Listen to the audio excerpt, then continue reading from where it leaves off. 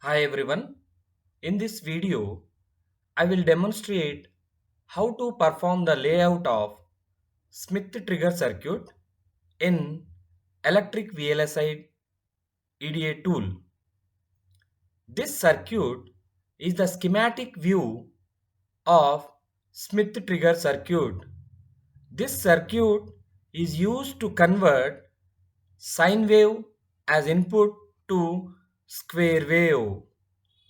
For designing the layout of Smith trigger circuit, I have already created the layout view by going into a cell, new cell, and select the mode as layout.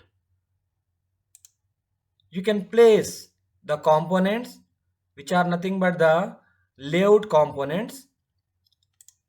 I am placing this particular schematic so that I can easily perform the layout. From this figure, it is seen that two PMOSs are connected in series, two NMOSs are connected in series, and another PMOS and NMOS are also connected so that you can convert the input sine to square. So I am keeping this aside for as a reference to perform the layout. For the first transistor, I'll pick PMOS, place it, double click on this, set the width to 20. Use Ctrl J. For this transistor, set the spice model. Select the transistor, go to the tools, set spice model or use shortcut key W. You can use this, use Ctrl I to set the spice model. You can use the rotation as 270 and click OK. Place P active, double click on it, set the width to 20, use Ctrl J for rotation. I want two PMOS transistors in series. So I'm copying this.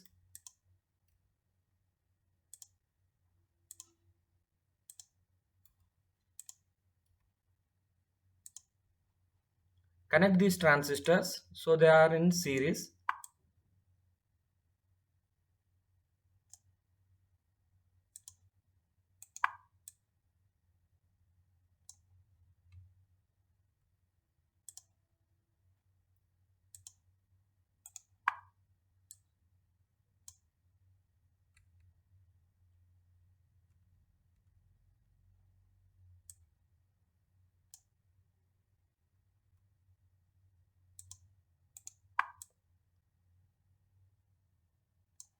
After making the connections, you can check the for errors. Tools DRC check hierarchically. It shows 0 errors and 0 warnings. In the similar way, create two NMOSs in series. The width of NMOS is 10. Use Ctrl J for this.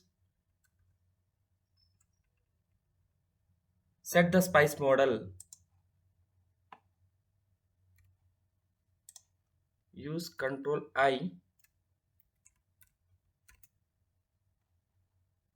Rotation as 270. Use inactive as source and drain diffusion regions.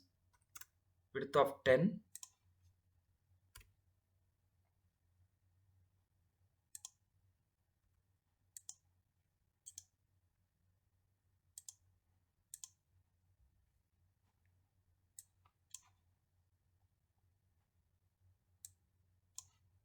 Copy these two as I need two transistors to be connected in series.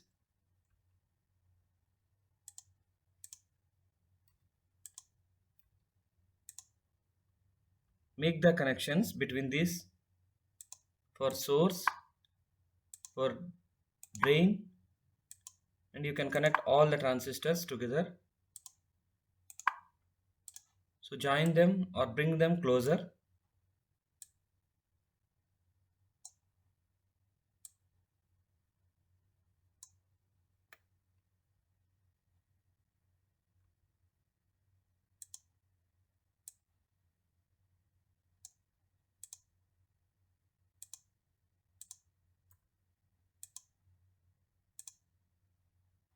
You can check the errors. Tools DRC. So there are no errors found. If you see the structure of the, all the gates are connected in series. All the PMOS as well as NMOS gates are connected. So I have to correct the polysilicon.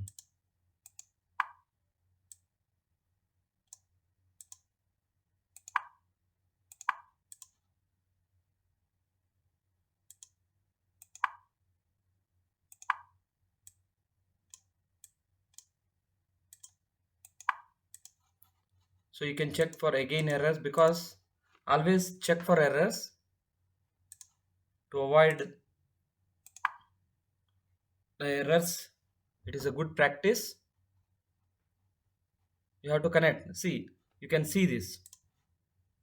All the, from right from PMOS to NMOS, all the polysilicon is connected. It is acting as a gate.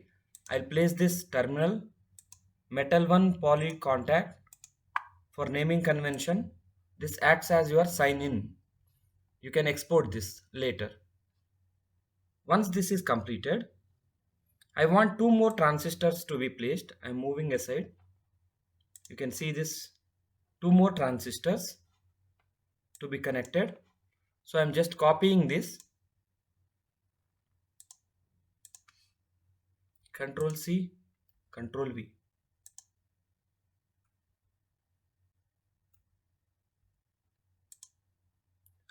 But internally they are not connected. So you have to make the connections.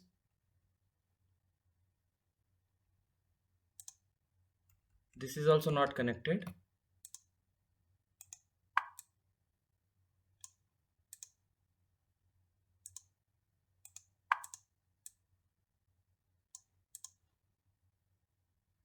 Similarly, you want one more NMOS to complete the design.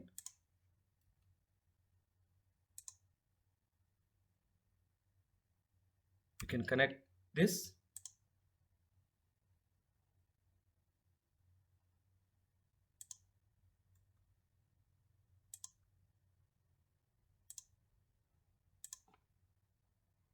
Now it looks okay.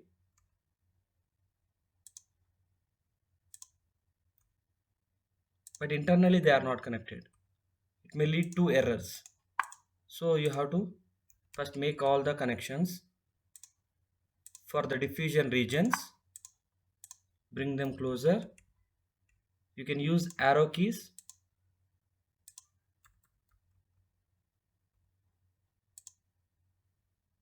See, this is assumed to be source. This will be your drain, and since it is common, it is used as drain and source. For the connections, you can see this. I'll place the wells, P well as well as N well. N well for PMOS.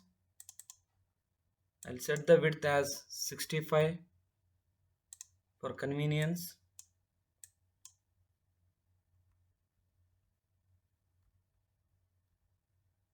Okay. This will P well for NMOS. Set the width to 65. You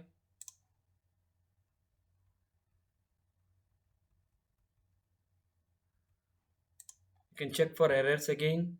Window, fill window. Check for errors. It shows that there is one error.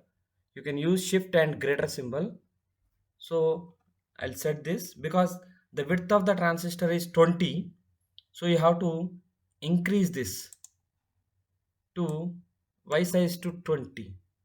Sorry, for 10. So So you have to increase the, based on the width of the transistor, it is going to increase. Now if you check for errors, so 0 errors, 0 warnings. So as per connection, the common region, see here, you can see that the common region between two PMOSs is connected to the source of the PMOS again. So that means this has to be connected and this has to be connected to this. So first I will connect the metal one connections and this will be your ground. Now you have to interface between these two as per the schematic view. So to make the connections, if I use the metal one, it may intersect. To avoid that, I am using a metal one metal one, metal two contact. Metal one contact, place one more metal two contact.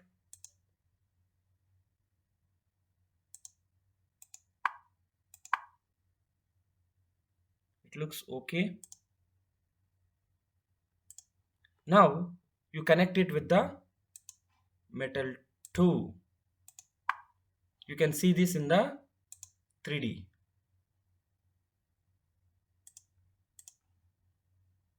So this is how you connect. If I use the metal one here, it may overlap or it may get intersected here. That's why I am using metal 2 on top. In the similar fashion, this common area has to be connected to the second transistor source. So use again metal 1, metal 2.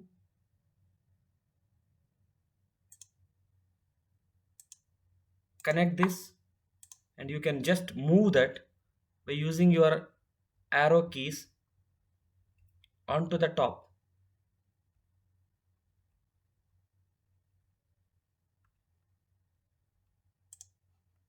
So that it can sit on a contact.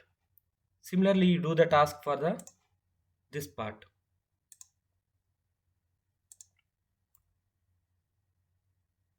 Connect using metal one first, then just push it onto the contact area. Now you can see it in a 3D window so that it will be more clear.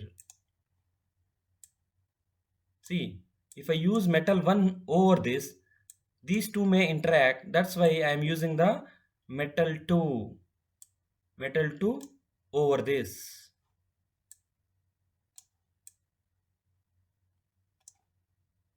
This will be your layout view.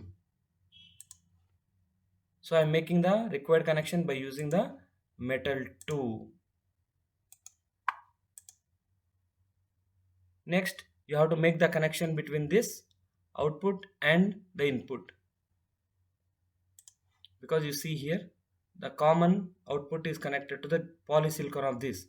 So before that, you can connect these two polysilicons, because in this, the two polysilicons or gates are connected. So I have connected. Next, I will make the connection to this point. So use a metal 1, metal 2 contact, poly 1, metal 1 contact, then connect it. Select the point.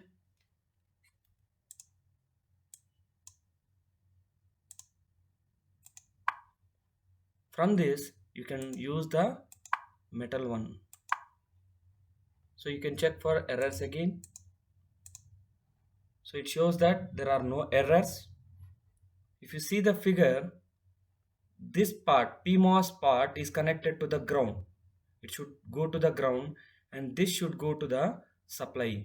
So first I will place the metal pin to make it to the VDD. First connect the metal pin and this to the supply. To pass over this, I cannot use the metal one over this because they may intersect and they may become a common point. That's why I am using the again metal one,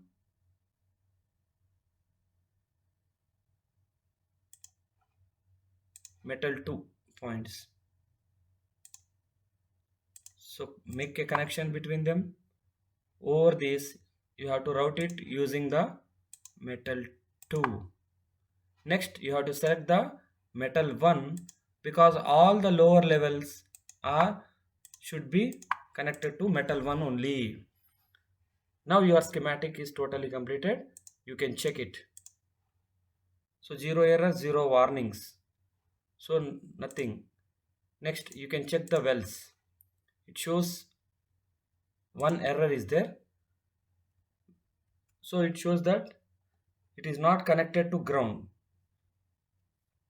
So you have to give the export name. So I'll try to export the names. This is VDD. Go to the export and name it as VDD.